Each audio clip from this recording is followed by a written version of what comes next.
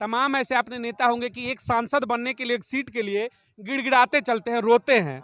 और बहन मायावती की ताल ठोक करके संसद में इस्तीफा फेंक करके मुंह पर आई थी, कहा था कि अगर दलित समाज की आवाज नहीं उठा सकती तो संसद में रहने का अधिकार नहीं है। ऐसा लीडर चाहिए। बिल्कुल बिल्कुल, बहुत हिम्मत दिखाई थी। मैं काबिल तारीफ है बहन मायावती जी का, आदरणीय का।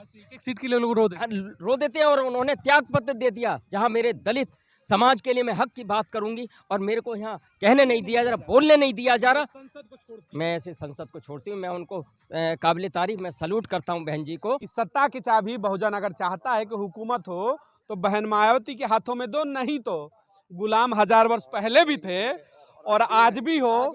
पहले था कि जंजीर में बंधे थे, अब 5 किलो राशन में बंधे हो। बस बिल्कुल ये सत्य है। बिल्कुल बहन जी मायावती जैसे ही प्रधानमंत्री बनेंगी, ये सत्य है कि 50% समस्या तो वैसे ही हल हो जाएंगी। बसपा सुप्रीमो बहन मायावती 15 जनवरी को 68वें जन्मदिन के अवसर पर यूपी की राजधानी लखनऊ में एक बड़ा प्रेस कॉन्फ्रेंस करती है और उसमें उन्होंने कहा कि अकेले चुनाव में उतरेंगे। जी हाँ, बहुजन समाज पार्टी ने 2024 लोकसभा चुनाव को अकेले लड़ने का फैसला लिया है। चलिए उनके तमाम जो समर्थक हैं उनसे चर्चाओं को शुरू करते हैं कि क्या ये फैसला कितना निर्णायक होगा। 24 चुनाव को लेकर के बहन मायावती ने ताल ठोक दी है। अकेले लड़ेंगे, ना सपा के साथ जाएंगे, ना ये कांग्रेस के जाएंगे। उन्होंने कहा कि इनके साथ गठबंधन करके सुखद अनुभव नहीं रहा। उन्होंने कहा कि चुनाव के बाद अगर आवश्यकता पड़ती है इंडिया गठबंधन को सरकार बनाने में तो मैं तैयार हूं, मैं अभी से कह रही हूं। लेकिन चुनाव के बाद, क्योंकि चुनावों के समय में गठबंधन का अनुभव सुखद नहीं रहा, हमारे वोट भी चले जाते हैं बहुजन के और फिर भी हमारे ऊपर दाग लगता है कि बहुजनों का वोट नहीं मिला। यार ये भी उनकी बात सत्य है कि बहुजन समाज का जैसे किसी समाज के वोट, हमारे बहुजन समाज का वोट चला जाता है ट्रांसफर, लेकिन वो दूसरा समाज वोट नहीं करता है और उल्टा आरोप बहन जी पे ही लगता है। बहन जी पे ही लगता है। तो बहन जी जो डिसीजन लेती हैं वो सही लेती हैं और हमारी बहन जी का उनका परिपक्व तरीके से डिसीजन लेती है, उनका ये डिसीजन बिल्कुल सही है। चलिए एक सवाल मैं और लेना चाहूँगा। आज़ादी के बाद तमाम लोगों को आपने देखा, क्या अब मौका है कि बहन मायावती भी प्रधानमंत्री के रूप में खुलकर देश के अंदर चर्चा होनी चाहिए? और इंडिया गठबंधन खासतौर से मैं बात करूँगा, राहुल गांधी जी कहते हैं कि जातिगत जनगणना कराऊंगा सत्ता में आऊँगा। तो ठीक है, जातिगत जनगणना का मतलब कि हर जाति को आप न्याय देना चाहते हैं, तो चलिए न्याय की शुरुआत हो जाए, बहन मायावती को प्रधानमंत्री का चेहरा घोषित कर दीजिए। सबसे बड़ा न्याय यहीं से होगा। बिल्कुल बिल्कुल सत्य है। अगर सभी को ये चाहते हैं कि देश में न्याय मिले और सबके लिए न्याय मिले, तो अभी हमें प्रधानमंत्री जी के रूप में बहन मायावती जी का चेहरा इनको घोषित करना चाहिए, नाम घोषित करना चाहिए। सब सामाजिक न्याय की बात करते हैं, बहन मायावती को घोषित कर दो, सबसे बड़ा सामाजिक न्याय यही होगा। सबसे बड़ा न्याय है, सबसे बड़ा न्याय, और सबको हिस्सेदारी मिलेगी। यही बात जो आपने जमीन की कही, मायावती जी कहती हैं कि 5 किलो राशन नहीं, पट्टे की जमीन चाहिए दलित समाज को। जमीन दे दोगे, हमारे अंदर गट्स है कि हम अनाज उगाएंगे और खाएंगे सम्मान के साथ। हम हरामी आदमी नहीं है, हम मेहनती आदमी हैं, मजदूर करके। हमें दान की भीख की जरूरत नहीं है, हमें भीख की जरूरत नहीं है, हमें मेहनत की जरूरत है। हमें तुम मेहनत जमीन दो या नौकरी दो, हम तो कमा के खा लेंगे, हमें कमा के खाने की, हमें भीख नहीं मांगने की जरूरत। समाज ने सबको सरकार में लाया, ये समाज अपने वाले को कब सरकार में लाएगा? बहन मायावती को सब लाएंगे। हम जब हमने पहले संघर्ष किया, जैसे बीजेपी ने पिछली बार बहन मायावती का साथ दिया था और सरकार गिरा दी थी 6 महीने के अंदर, तो इस तरह से इन्होंने हमारे साथ छलभेद किया है। प्रधानमंत्री के रूप में आप बहन जी को देखना चाहेंगे? मैं बहन मायावती को हमेशा पूछता आया हूँ और मैं चाहता हूँ कि ये प्रधानमंत्री के रूप में आए। सवाल ये है, चुनाव में बार बार कहते हैं कि भाई सरकारें हमने तमाम देखी, 2007 से 12 जब यूपी की सरकार आई और शायद पहली बार एक दलित समाज की बेटी सबसे शीर्ष पर बैठ गई यूपी के, तो बहुत लोगों के पेट में दर्द हो गया।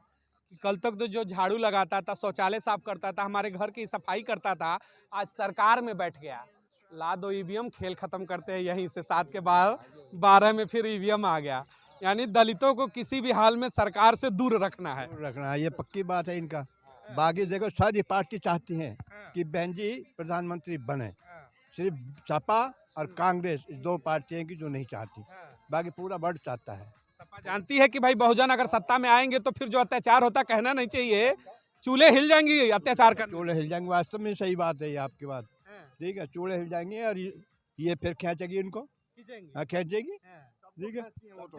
वो तो सबको खींचती हैं बहन जी। उनके राज्य में कोई बदतमीजियां नहीं होती, दबंगई नहीं होती, चाहे कितना भी बड़ा कोई हिटलर सही। देश की संसद में मैं बता दूं और भारत की राजनीति में तमाम ऐसे अपने नेता होंगे कि एक सांसद बनने के लिए, एक सीट के लिए गिड़गिड़ाते चलते हैं, रोते हैं। और बहन मायावती की ताल ठोक करके संसद में इस्तीफा फेंक करके मुंह पर आई थी, कहा था कि अगर दलित समाज की आवाज नहीं उठा सकती तो संसद में रहने का अधिकार नहीं है। ऐसा लीडर चाहिए। बिल्कुल बिल्कुल, बहुत हिम्मत दिखाई थी। मैं काबिल तारीफ है बहन मायावती जी का, आदरणीय का। एक सीट के लिए लोग रो देते हैं। रो देते हैं, और उन्होंने त्याग पत्र दे दिया। जहां मेरे दलित समाज के लिए मैं हक की बात करूंगी और मेरे को यहाँ कहने नहीं दिया जा रहा, बोलने नहीं दिया जा रहा, मैं ऐसे संसद को छोड़ती हूँ। मैं उनको काबिल तारीफ, मैं सल्यूट करता हूँ बहन जी को, धन्यवाद। ऐसे सुनिएगा। और यही बहुजन समाज के कुछ लोग ऐसी लीडर पे उंगली उठा के कहते हैं कि क्या किया, सड़क पे क्यों नहीं निकलती हो। अगर बहन जी को प्रधानमंत्री बना दिया जाए तो 85% की 50% समस्या तो बनते ही खत्म हो जाएगी। शपथ लेते ही 50% जो अत्याचार दलितों के वादियों की गुंडागर्दी शपथ के साथ ही जमीन पर, बिल्कुल मतलब 50% समस्या उसी दिन खत्म हो जाएंगी। 50% जो विकास की समस्या है वो बहन जी जो है 5 साल के अंदर मतलब देश को पूर्ण विकसित कर देंगी। इनको मतलब उनको ये जरूरत नहीं पड़ेगी कि किसको क्या समझौता करना है, क्या करना है। वो इतनी सक्षम है।